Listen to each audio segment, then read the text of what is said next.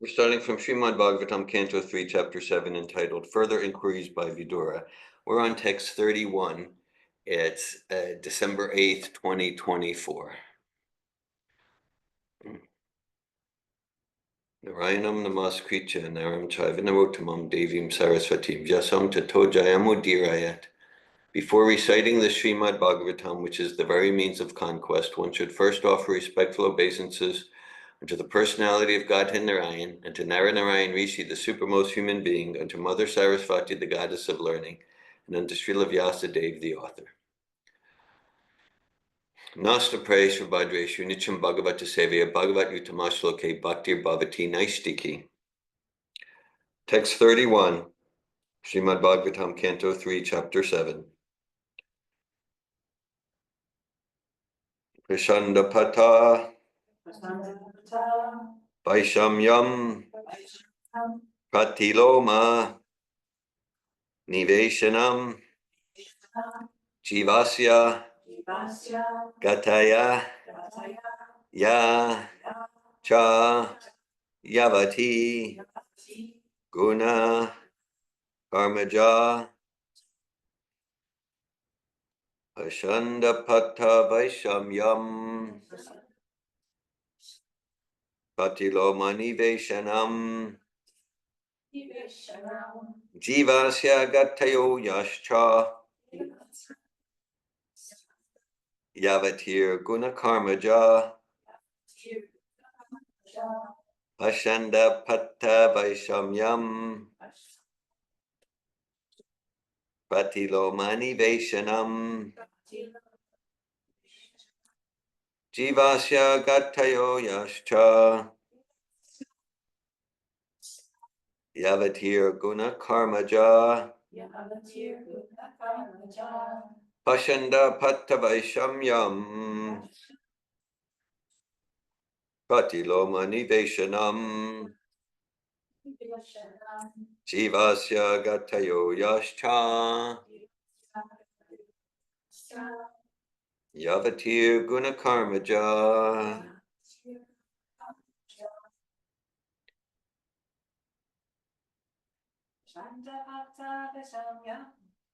Pashanda Patta Vaishamyam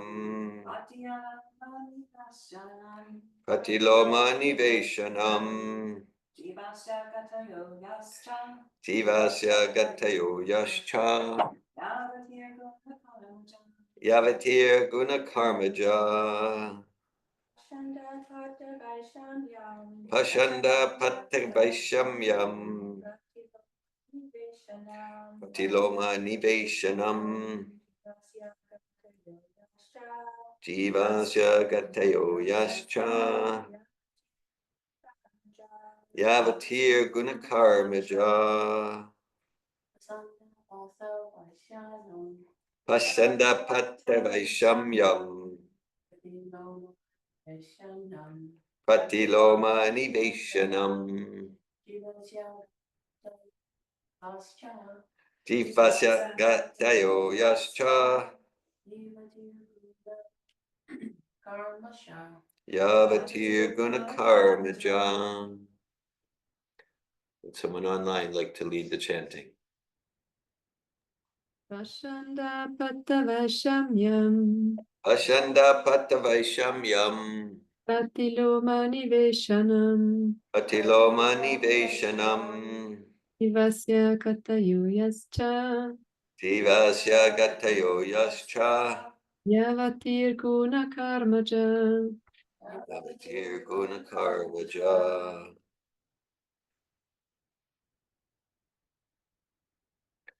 Okay, we'll look at the word meanings. Pashanda Pata, the path of the faithless. Vaishamyam, imperfection by contradiction. Pratiloma, crossbreeding. Niveshanam, situation. Jivasya, of the living entities.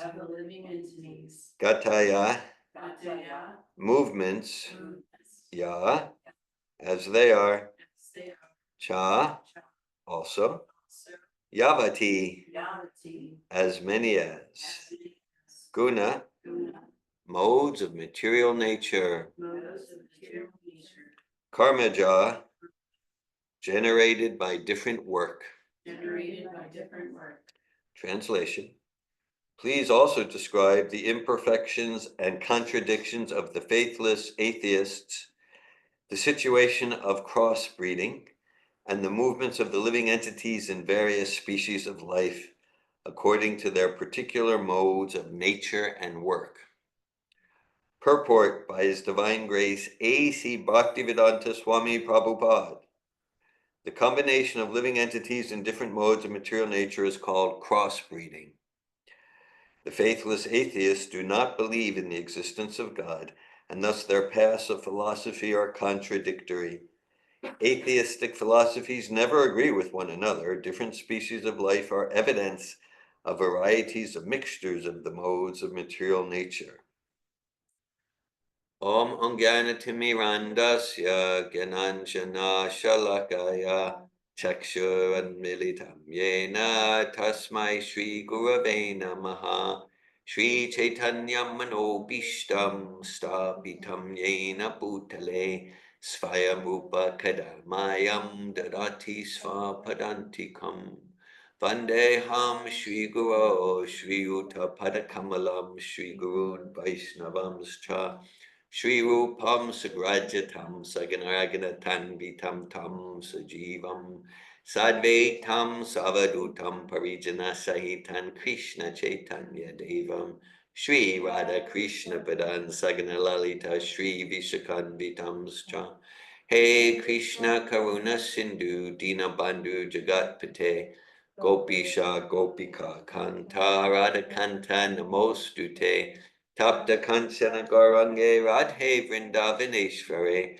Vishabhanu Sute Devi Pranamami Hari Priye Vanchakalpata Yubhyascha Kripa Sindhubhya Evacha Patitanan Pavanebhyo Vaishnavebhyo Namo Namaha Jai Shri Krishna Chaitanya Prabhu Nityananda Shri Advaita Gadadara Shri Vasadi Gaura Bhakta Vrinda Hare Krishna, Krishna Krishna, Hare Hare, Hare Rama, Rama Rama, Hare Hare.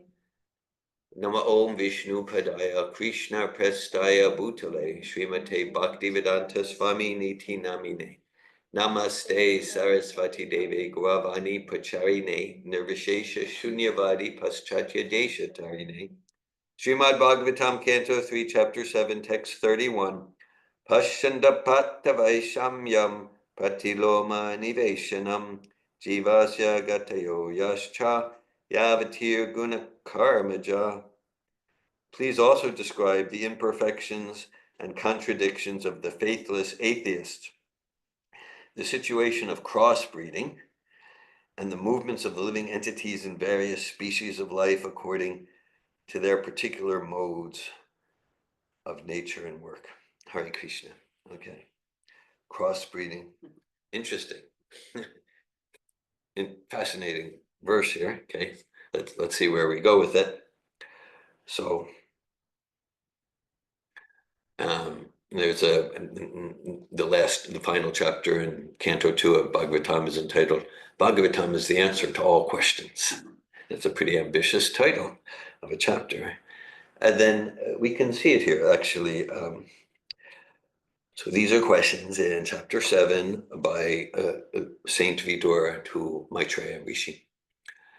And basically the entire third and fourth cantos, altogether at 64 chapters, are these really the responses by Maitreya Rishi. So Vidura is asking questions, and they've already been talking for a few chapters now,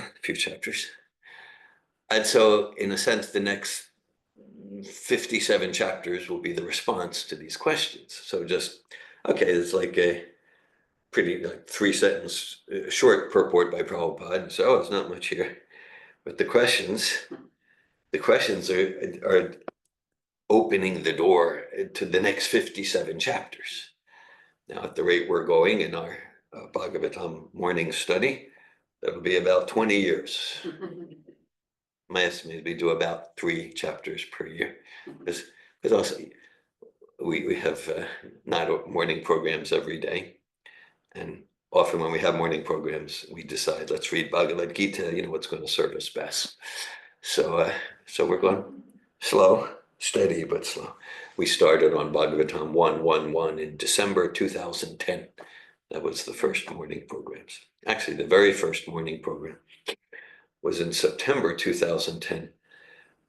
It was after we had the very first Safitov 3 and Adventure in Conscious Living. Some history here, Safitov history. Safitov 3 and Adventure Conscious Living. And we kind of focus on the watering process and chanting Hare Krishna. And so the next morning was just a spontaneous gathering at my home. I lived in a different part of Alachua. I moved here in 2012. Some of you have been to that home. And so I just practically all the graduates of the Safitov 3, they just got together at my home the next morning, and we just chanted on the road japa 2 hours, and everyone was including those who had never chanted japa before that course. That was the first one. We probably got together around 7, maybe 6. It wasn't that early. It wasn't that early. And then Mother Molly and myself, we thought, well, there's something here. So then, of course, we always had our own morning programs, but then we started, hey, let's schedule one a week, and let's start at 5 a.m. with some Saradava, and let's study in addition to, so that's how it expanded. And we started systematic Bhagavatam reading in December of that year. And so similarly, in the very first chapter of Bhagavatam, in the very first chapter, it's called Questions by the Sages. And in the purport of the first verse of the second chapter, Prabhupada says they asked 6 questions. And so those questions in the first chapter, they kind of form the foundation. They're the driving force of the next 12 cantos, of the next 18,000 verses, 335 chapters, 334. There's 335 chapters in the Bhagavatam. So 334 after the first chapter. Okay, it's like the sages, they ask, okay, so what's the ultimate supreme dharma occupation for all living entities? And then right there in the second chapter, Sutta Goswami begins to respond. The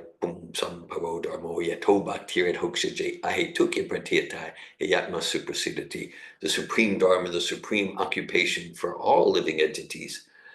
All living entities is that which inspires attraction. Attraction to service, to Krishna, and such service is only completely satisfying when it's unmotivated and uninterrupted. And often when Prabhupada quotes that verse, he references that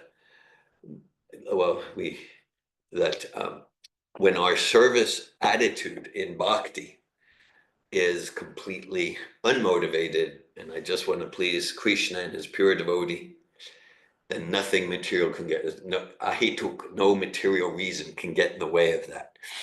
We quote that a lot in the Safitov programs. Some of you were in the Bhagavad Gita course yesterday, so I'm sure in the Gita course we'll cite that verse. That's why bhakti is the most powerful force in the universe. And that's like an encouraging fact. That's that if we're sincere about bhakti, so all we need to do is be sincere. Oh, okay. So if we're sincere to do bhakti, nothing can get in the way.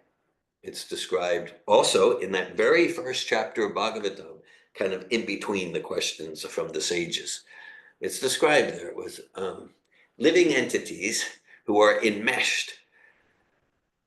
Living entities who are entangled in living entities who are entangled in the complicated meshes of the cycle of birth and death can immediately be freed by even unconsciously chanting the name of Lord Krishna, which is feared by fear personified. So Krishna is non-different than his name, van nama nami, no? And so, and we've all had experience. That's why we're here. Okay, whatever our insecurities and fear, and we're terrified of this, and we got our stuff. We chant Hare Krishna, or read Bhagavatam, read Bhagavad Gita. It's like, we experience transcendence. It's because this is a joyful force, the most powerful force in the universe, bhakti. That's greater than all the material fear. The sage is also there in the first chapter. They ask, okay, well, Lord Krishna has disappeared. He's enacted his disappearance pastime. So where will people go for shelter now? So then as we get to chapter 3 of part 1, chapter 3 is Krishna is the source of all incarnations. That's the theme. And in that chapter, Sutta Goswami says, he says, Krishna svadamo bhagate dharmagana dibisaha kalor nasham jishamesha parinako dunodita. He says, okay, now he's answering the questions upon the disappearance of Lord Krishna. This Srimad Bhagavatam, this is more brilliant than the sun, more brilliant than 1,000 suns, and this will provide the light to light the path for those who have lost their way in the dense darkness of the dark forest of Kali Yuga. So, okay. And there's practically, or maybe absolutely, in every exchange of the questions and answers, before going into the responses, the responder experiences and communicates his ecstasy. They're like, these are such wonderful questions. These are such amazing questions. Thank you for the opportunity to be absorbed. So, Sutta Goswami also, in the beginning of the second chapter, after the first chapter again is entitled Questions by the Sages, Sutta Goswami begins, Mudaya samprishtoham bhavad birloka mangalam yat krita Krishna samprashno yenatma suprasidati. It says these questions are glorious. Yat krita Krishna samprashno, because they relate to Krishna. They relate to the very foundation of existence. Krishna, the source of our source. The goal of the existence, the goal of all the Vedas, and these questions are completely satisfying for the self. These questions are relevant for the welfare of the entire cosmos, the entire universe. So, and similarly, when Shukadev Goswami begins to respond to the questions of Maharaj Parikshit, he says, Varyan Ishate Prashna. He says, these questions are giving me great joy. I'm so privileged to be able to respond to them. So, okay. So that's why it's like, oh, it's just a little verse and a little purport. But this expands into many chapters of description. Bhagavatam's the answer to all questions. Again, that's the title to chapter 10, Canto 2. So talks about, please describe the imperfections and contradictions of the faithless atheist, the situation of crossbreeding. The term there is pratiloma, crossbreeding, and the movements of the living entities. For example, chapter 31 of Canto 3 is entitled Movements of the Living Entities. And that's a chapter that describes, well, basically from the time the spirit soul enters into the womb, and then the suffering in that cramped space, and then the spirit soul, if the spirit soul is pious, in that suffering, somewhere around 7 months, the spirit soul calls out to Krishna. Krishna, okay, let me just get out of this material world. Krishna, let me serve you. But then birth happens. You forget. Yeah, precise. Birth happens, and then it's goo goo gaga. Oh, he's so cute. Oh, look at it, like that. And then this is Bhagavatam. I'm not making this up. Everything's in the Bhagavatam. And then it's ascribed that, and then the Veda goes, oh, actually, I am the center of the universe. Actually, I am the center of the universe. Yeah, but if I want something, then everyone like that, and everyone thinks I'm adorable. I am the center of the universe. And where is Krishna? Nowhere. Nowhere. I haven't even remembered that I've forgotten Krishna. And then, of course, there's different trajectories, but this is, and then it describes, and then growing up, and then boyhood, and then play, and attraction, sex life. Okay, it just describes the whole thing. So there's a whole chapter about that. So this kind of opens the door to the sciences of genetics and taxonomy and biology. It's all there in the Bhagavatam, all described with Krishna in the center.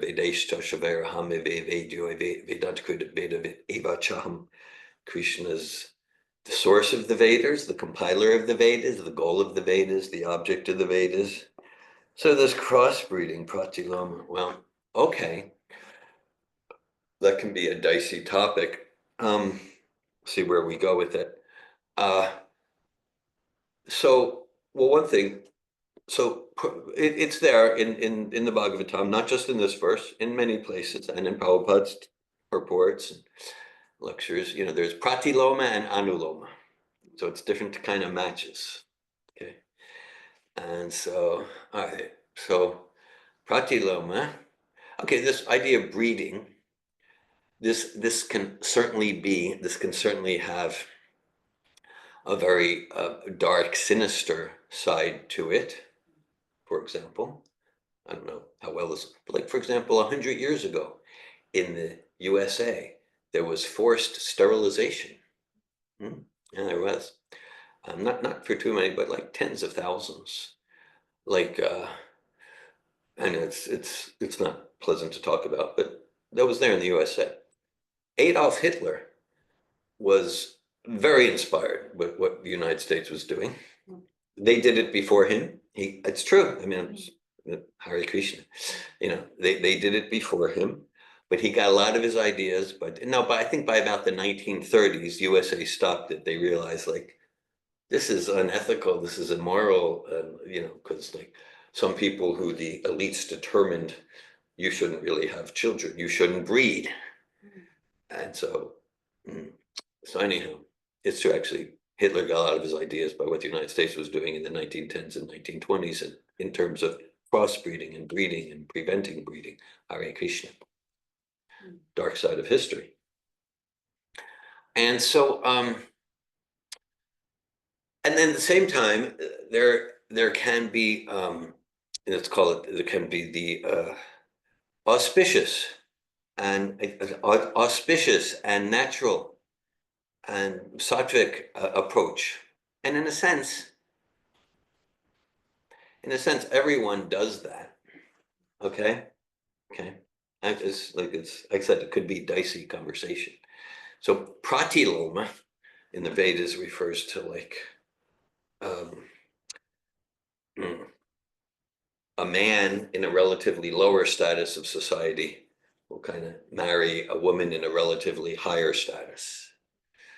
And anuloma is the opposite.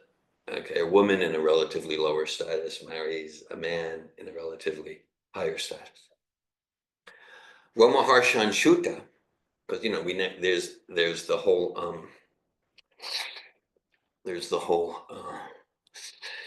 the 10,000 the 1,000-year sacrifice at Namisharanya, which is like that's what's happening here. Sutta actually means son. So who's the son? Who's the son of?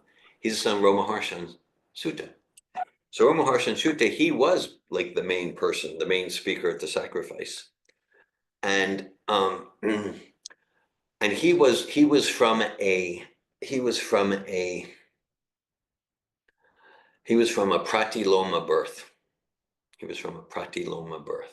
Okay, which in Veda that's considered it's a little shadowy. Okay, but the idea now, this is the main point.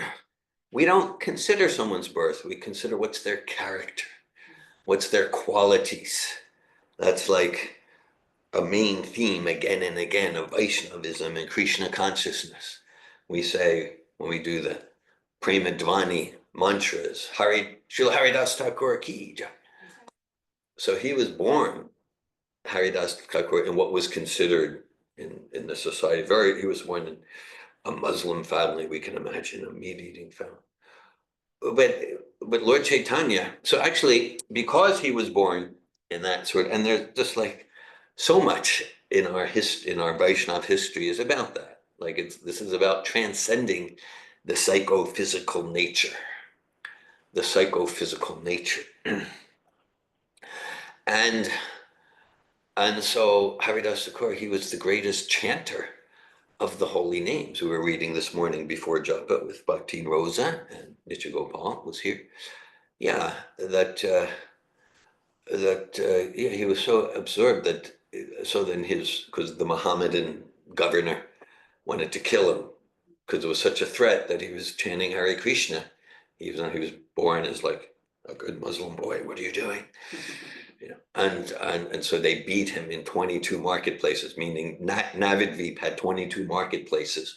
So they would drag him in each marketplace, and the idea is beat him and he dies. So, and he Prabhupada compares him to Jesus. Like, that's just, can't even think about being crucified, can't even think about it. But Jesus was not disturbed. He wasn't disturbed. Why? Because he's so absorbed in God consciousness. So same with Haridas Thakur. It got to the point where like they go around to the 22 marketplaces, and so the ones who are flogging him and beating him, they're like, you're supposed to die. And we're going to get in trouble. We're going to get in trouble because then we're going to get punished because we're supposed to die. And so Haridas Thakur said, what do you want? What do you want? And they said, we want you to die. He said, okay. So Haridas Thakur went into like a deep samadhi trance where he could probably even like stop the pulse. Okay, just he was such a powerful personality. And then the floggers showed him to the mayor or the governor. Oh, okay, throw him in the water like that. So Haridas Thakur was born in a very low family like that, and he was from such a degraded family that the priest at the Jagannath temple would not let him into the temple. Would not let him into the temple, so he could not see Jagannath. But it just so happened that so he couldn't see Lord Jagannath, Baladev, and Subhadra. But then Lord Jagannath would personally deliver lunch to him every day in the Lord of Sri Chaitanya Mahaprabhu, in the form of Sri Chaitanya Mahaprabhu. So there, Hare Krishna, yeah. So there are so many examples like that. We go on and on. Sanatana Rupa Goswami, this and ourselves. we're considering it. So Paschatya Desha Tarine, Prabhupada came for persons like us who, from the Vedic standard, our birth is not considered glorious, but we can make our lives sublime by following this transcendental path. So Ramaharshan Sutta, he was Pratiloma birth, but because of his qualities, he was selected to be the leader there at Namisharanya. But then Lord Balaram came. Lord Balaram was doing a pilgrimage because Balaram was doing some atonement for killing some Brahmin, but the Brahmin actually was causing all sorts of disturbance to a lot of sages. So it was okay that he did it, but still the sages says, still you should do some atonement. So he went on pilgrimage. And when Lord Balaram entered the Namaisharanya association, Ramaharshan Sutta, he started acting kind of like a low-class person. He wasn't respecting the Supreme Personality of Godhead. So then the principle there, that's in Krishna book, and Prabhupada explains, ultimately, Lord Balaram killed him with a blade of grass.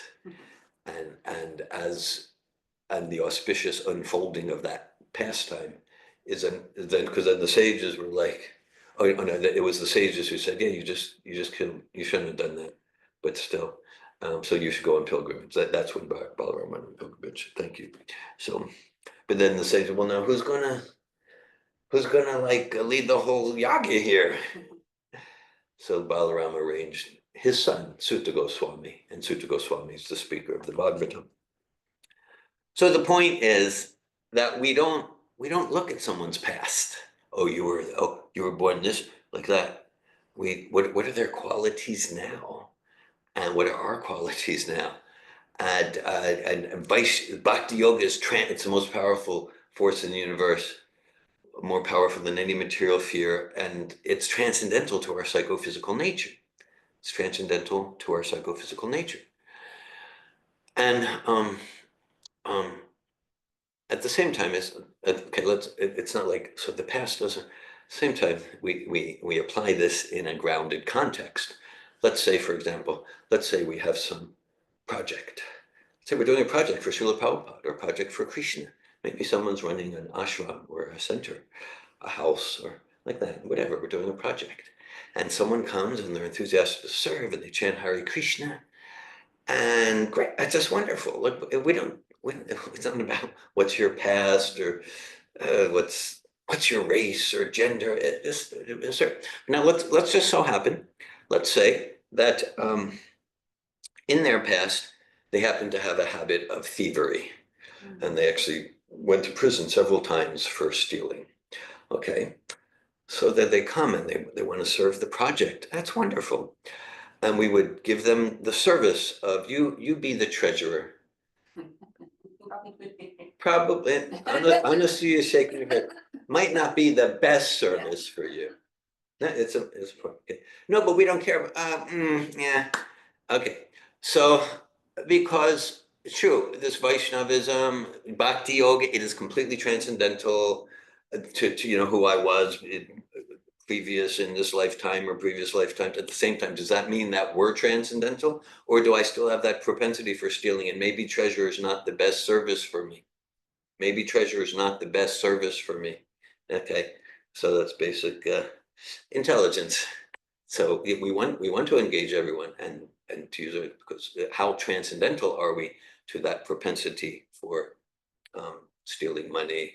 So do we really want to give this person autonomous control over all the funds?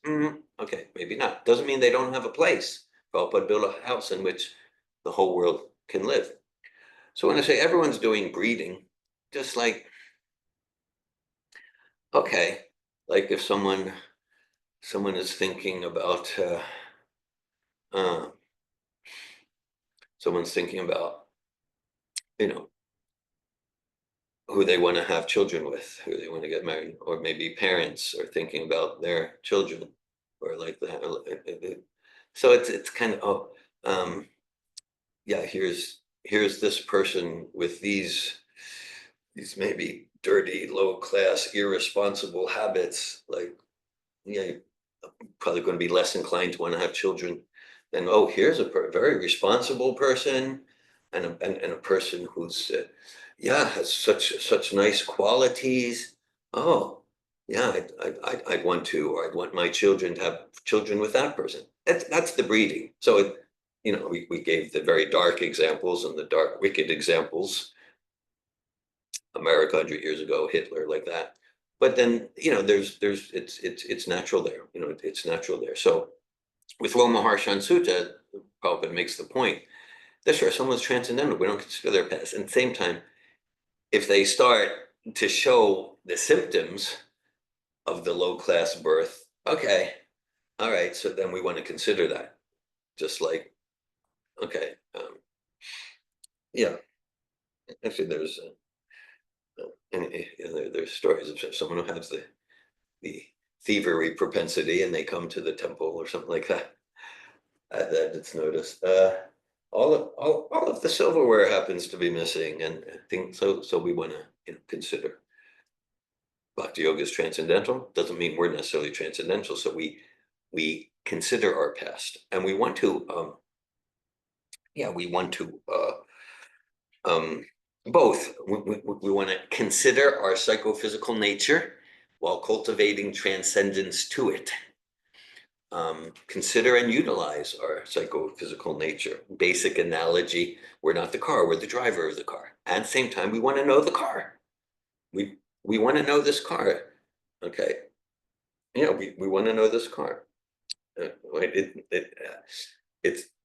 does this car, wow, it's a mini compact. It can fit into tight city parking spaces. Is this car like, this is a powerful 18-wheeler? Yeah, I want to know the car while cultivating, like I'm not the car. Yes, yeah. So it's both. You know, we don't want to do the spiritual bypass and ignore a psychophysical nature. So like, okay, before I came to Prabhupada's movement, I was involved. Probably all know, I was involved in like psychology, counseling, counselor training, transformational programs, things like that. All right. So now in these recent decades, I'm endeavoring to use that kind of nature of mine in service of Prabhupada's movement. Okay. We don't want to ignore it. Also, like I know, okay, I know when I would back in the Israel Yatra days, right? So I know when I was temple president in Tel Aviv, we would go six evenings per week when Harinam Sankirtan, and you also before that. So for me, my psychophysical nature in this lifetime, going in the streets, playing music and dancing, that's not like once in a while. So it was like that was a stretch. Everything I do is a stretch. So, but it is.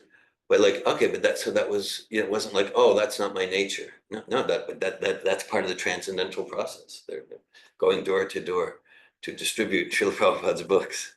Okay, like that. So that was so growth inspiring for me, emotionally, spiritually. So we want to, stretch ourselves. There's well, okay, there's the story, actually, Rupanuga, Prabhu Rupanuga, who was one of Prabhupada's first disciples, 1966. This was in 2015 or 16. He was here at this home with me, and we had a talk, and he shared with me the story of Ishan. So this was maybe 1967, New York. And, Prabhupada had received like the first mridungas. I think the first one he received was in San Francisco. And but this was New York, and somehow Rupanuga was with Ishan. So this is 57 years ago. And Ishan said, I'm going to go into Prabhupada. I think Prabhupada wasn't even called Prabhupada at that time, maybe called Swamiji, something like that. That was about the time when the transition of name happened. Anyhow, and I'm going to ask him, I want to know how I can serve him. So Ishan went in and said, Srila Prabhupada, how can I serve you? And I'm hearing this from Rupanuga, who heard it from Ishan just after it happened. And Prabhupada responded, that's not how it works. What do you mean? What do you mean? I said, what do you mean? I'm asking my spiritual master, how can I serve you? Prabhupada, no, that's not how it works. So the Prabhupada said, how are you inspired? How are you inspired to serve Lord Chaitanya's Sankirtan movement? So of course, in other situations, Prabhupada would say, I want you to do this, I want you to do that. But here, Prabhupada said, what's your inspiration? So apparently, Ishan, he had natural musical nature, and he was also like an engineering type. So Ishan wasn't expecting the question, but Ishan, he said, well, I really like the mridanga, but these mridangas break very easily. When they fall a little bit, they break. So I want to engineer a mridanga that doesn't break. So Prabhupada said, do that for Krishna. And that became the fiber, the Balaram mridangas, the Tilak mridanga, the fiber, whatever. I think it's plastic, fiberglass. So, okay, so that's his psychophysical nature. Some of you have heard me this story. This was 2014, 2015 in this home. Sita lived here for about a year, like that. The typical trajectory for this, I think for children, it's like it's usually not like I'm leaving parents' home, I'm leaving, then there's a comeback, and then anyhow, so because she had left years earlier, but she came back and she lived here for a year, and that was about simultaneous when Bhakta Devin was residing here. Bhakta Devin's here, so I had those devotional housemates. But I remember once, so I walked into Sita's room in the corner, and it was just like, I don't know, what's the term? It was a complete mess, and you couldn't see any floor anywhere, and like that. And so I said, Sita, I'd like you to be more Brahminical. And Sita responded, Dad, you're asking me to act against my psychophysical nature. So her only interest obviously was to follow Bhagavad Gita, which talks about following our nature. And she was claiming her nature is not Brahminical, like that. Of course, with such a clever reply, she's actually revealing her Brahminical nature. So, yeah, so, our endeavor is learn our psychophysical nature. That's the essence of Varnashram. Attend to it while cultivating transcendence. So both, because chant and be happy. Krishna says, Prajakshavagamam dharmyam shushukam kartamam. This process is joyfully performed. And if in the name of, I'll just do the needful, I'm ignoring just my nature, then my nature, meaning the nature of this particular complex of body, mind, and intellect, then I'll be miserable. I won't be happy because I'm not as transcendental as I'm pretending to be. And even if I was, because let's look at Arjuna's situation. He was trying to ignore his nature, go to the forest. And Krishna was like, look, even if you go to the forest, you're going to find someone to fight with. Because that's who you are. You'll find, maybe some criminals who are disturbing, some people hiking through the forest, and you're going to smash them. You're going to find that's who you are. Yeah, like that. So Arjuna's situation is like when he got about transcendence, then his transcendental service was to act according to his kshatriya nature also. So we want to be ready to do the needful for Prabhupada, whether it's according to what I think my nature is. We want to be ready to do the needful, whether it's comfortable for my nature or not. And at the same time, we want to pay attention. What kind of vehicle am I in? Both simultaneously. Just in closing, another thing about breeding, crossbreeding, it relates to the first part of the translation of please also describe the imperfections and contradictions of the faithless atheist, the situational crossbreeding, etc. Okay.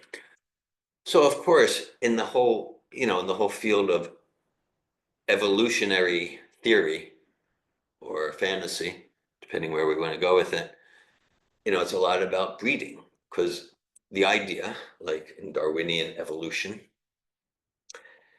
and the idea was, and then through breeding, that will prove that through breeding, one species evolves into another. Yeah, so that hadn't happened. That hadn't happened. Also through Darwinian, the idea is through through breeding, they can make some kind of like plastic temporary change. Like there were 36 hairs on a fruit fly, and through breeding it becomes 52. And that's it. But the fruit fly never becomes a monkey. It doesn't even become a different species of insect. And you're not going to get it more than 52 or less than 25. And if you keep those fruit flies who you breeded out in the wild, it'll kind of like a rubber band. It'll kind of snap back to 36, the average. Okay, you can have a species of plum, and through breeding, it was 1.5 inch. Now these generations are 2 inches. But it never becomes a watermelon, or even a plum the size of a watermelon. Okay, so you can so breeding has not shown that one species can transform into another. And the idea was, the fossil record will establish the veracity of the idea of evolution. So that hasn't happened either. There's not evidence in the fossil record of one species transforming to a next, the missing link species.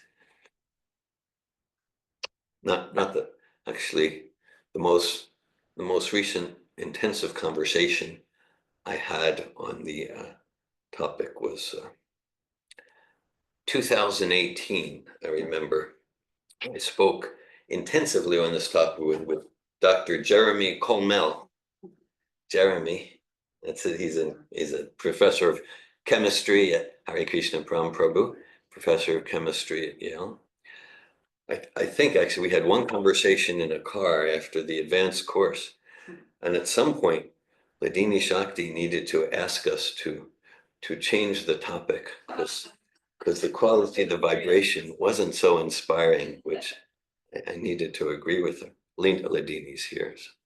So and then after we got back to the United States, Jeremy and I continued going at it.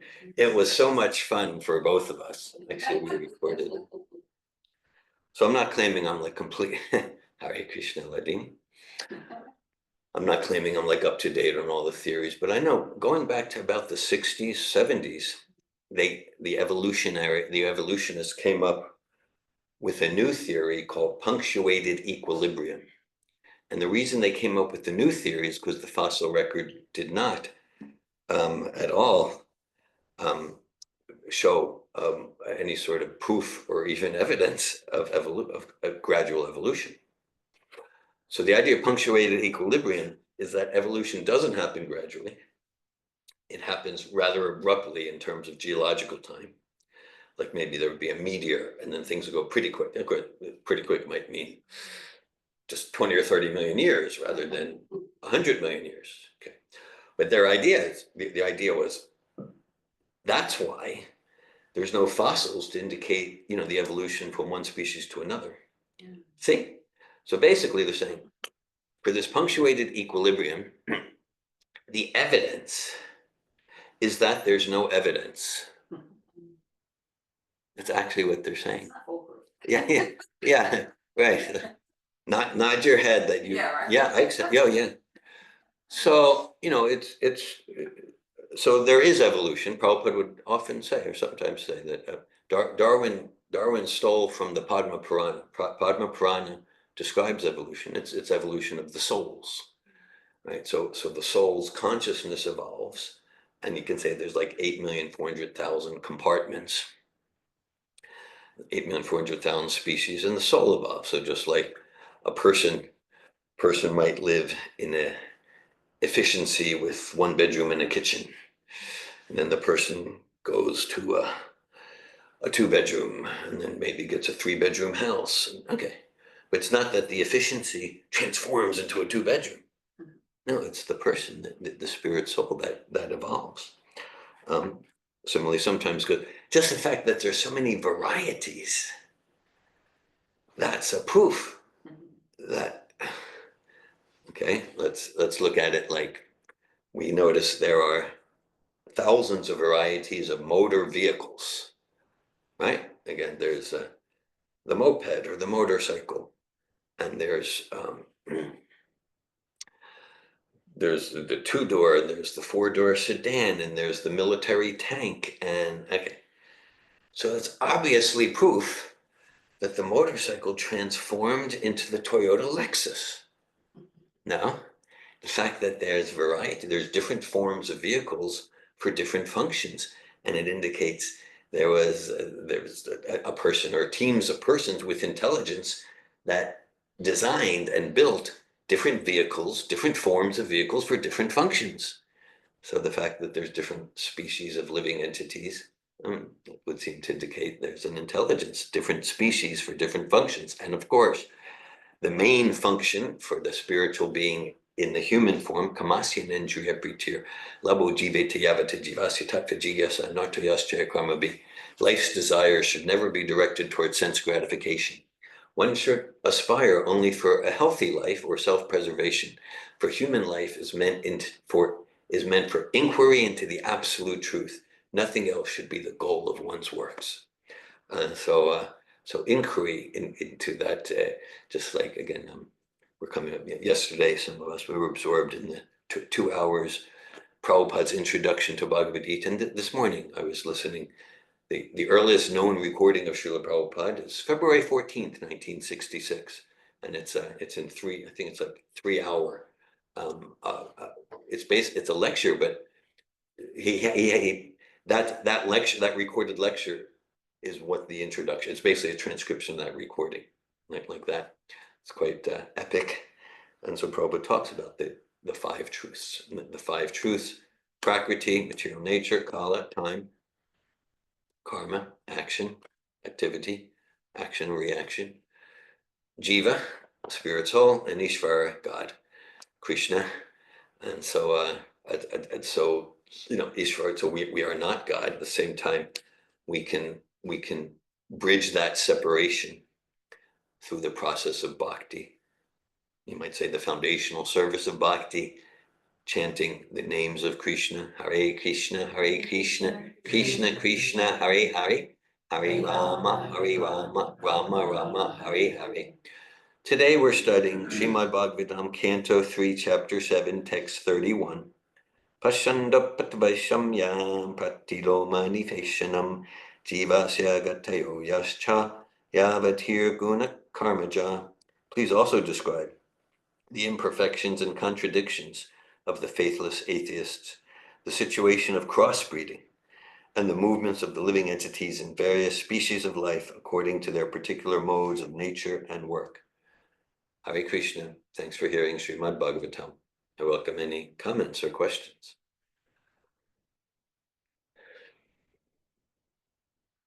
Nityagopal Prabhu. Hare Krishna Prabhu, Hare Krishna all of you.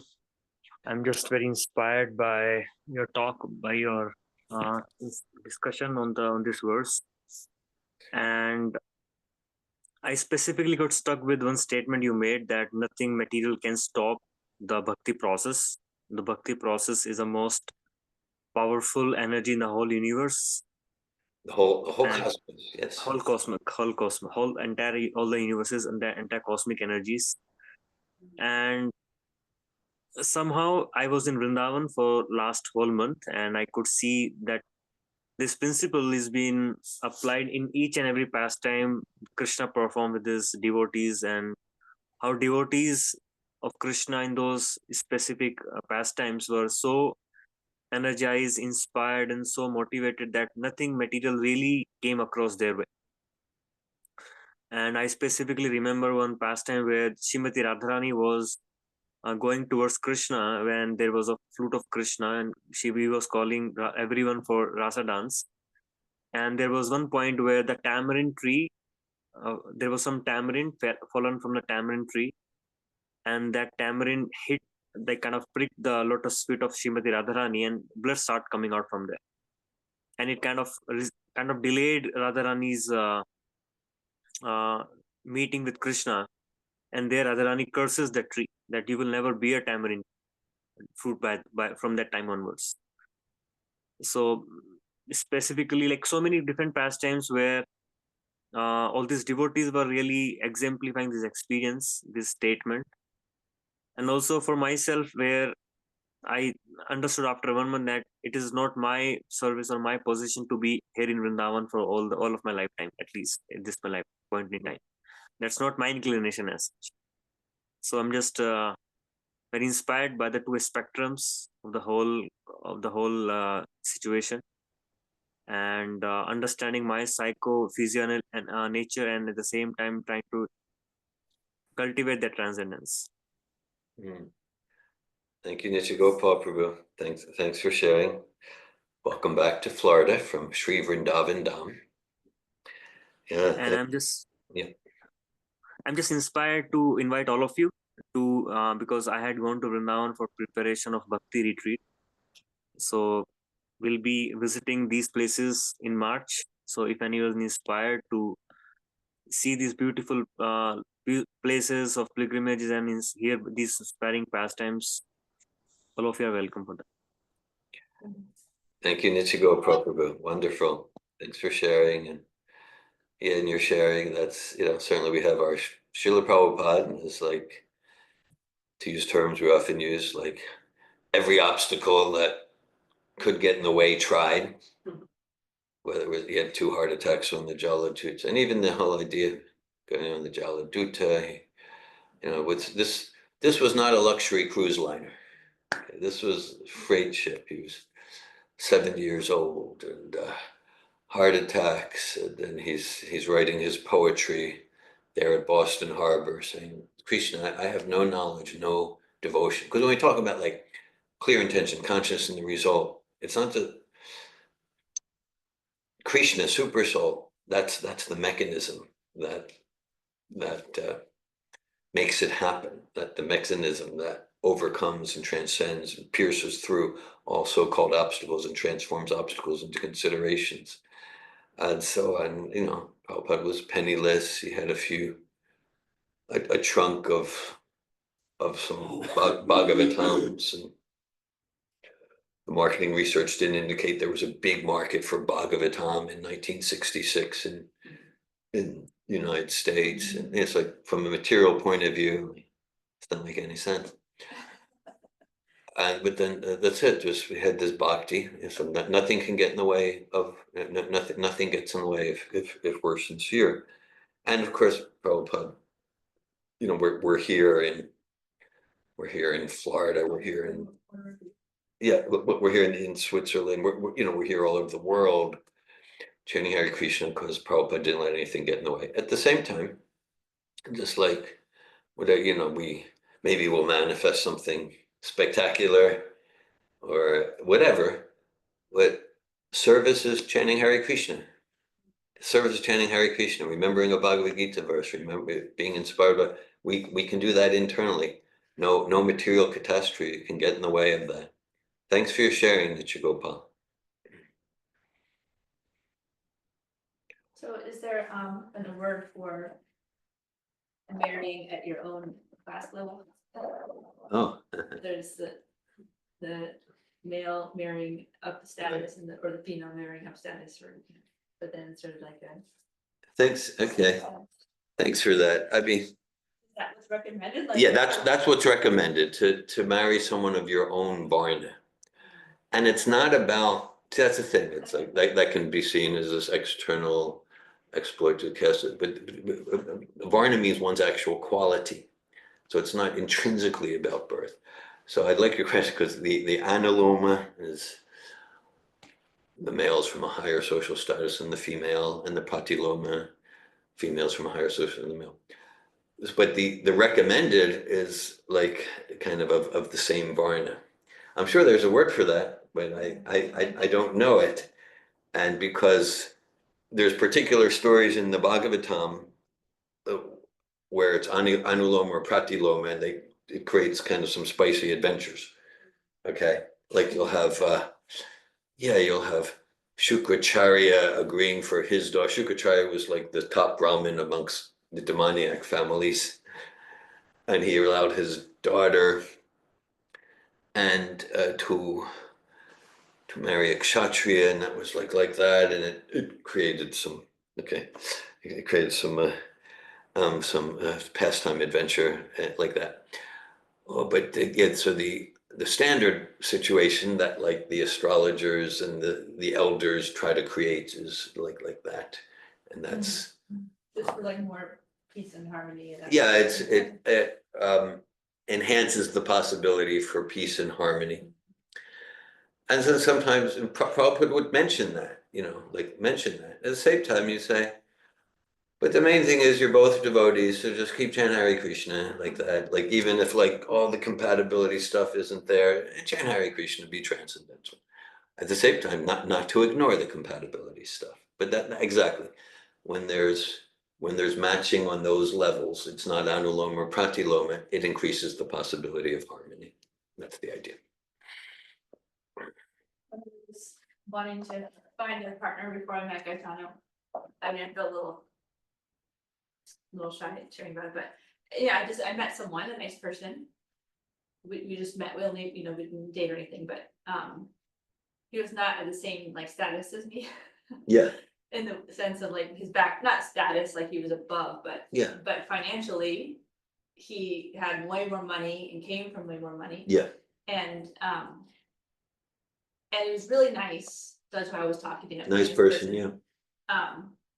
But he didn't get my not that my lifestyle was spiritual or anything. It was just Yeah. simple living, hippie kind of, just simple Yeah. living. But like also this like mismatch, like the place don't match. Everything's just like Yeah, yeah. recycled. On any level, it wasn't a match, even though you're both nice people. Yeah, Yeah. we appreciate each other. We're friends. We're still just Yeah. friends, but not talking or anything. But anyway, he would see my home. Like I lived in a rental in downtown Gainesville, and it was like an old house. Yeah. And he was like innocent about it, like nice person. It's like, so do you like always? He said, so do you always want to live in a shack? It was like an innocent question. Yeah. He was genuine about it. He wasn't meaning to denigrate you, but it was his natural question.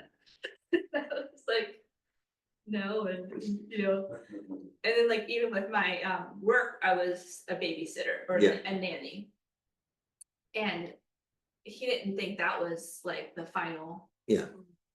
like what I would do with my life, It's like, so you always wanted, because babysit doesn't sound very, it's a word in the culture, but nanny, either one, it's not, it's just this, humble service. Doesn't sound very prestigious. No. Yeah. And he was a composer, like a musician, Yeah. composer, and making a lot of money, and anyway. But he was a really nice person anyway. And I was like, he's like, so would you always want to work with like babysit kids or something? And I was like, I don't know, like, yeah, I don't know, yes. Yeah. And then comparing when I met my husband, when I met Gaetano before we were married, he called it my profession. Yeah. And it was like, Respectful. yeah, he called it a profession. It was, Yeah. a little bit. There's a different attitude towards how you're contributing to the world. Yeah, he was looking for a nice mother for children. Like, Yeah. So it was like really great that I was good with children. Like that's Yeah. a really great thing for finding a way. And he also just jumped into gardening. Like Gaetano like agreed, like just fully resonated with the lifestyle. Anyway, so just a funny comparison. Yeah. Thanks. So.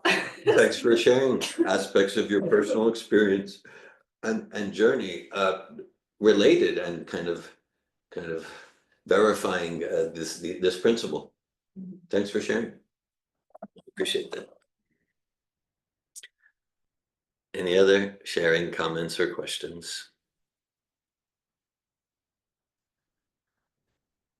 Rosa. We very much appreciated your talk today. I feel like it was speaking directly to me and some considerations I've had for your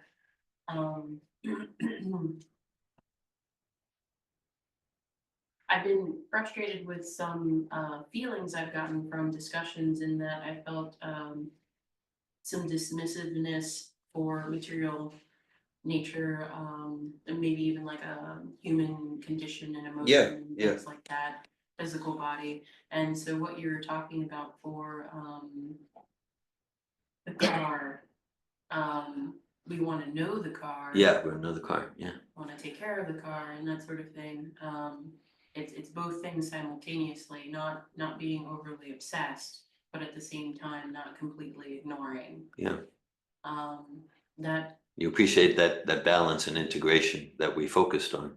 Yeah, and it's not just about, in your instance, you were talking about the physical body, but to me, I related that to all the things. So, for example, this material world. Yeah.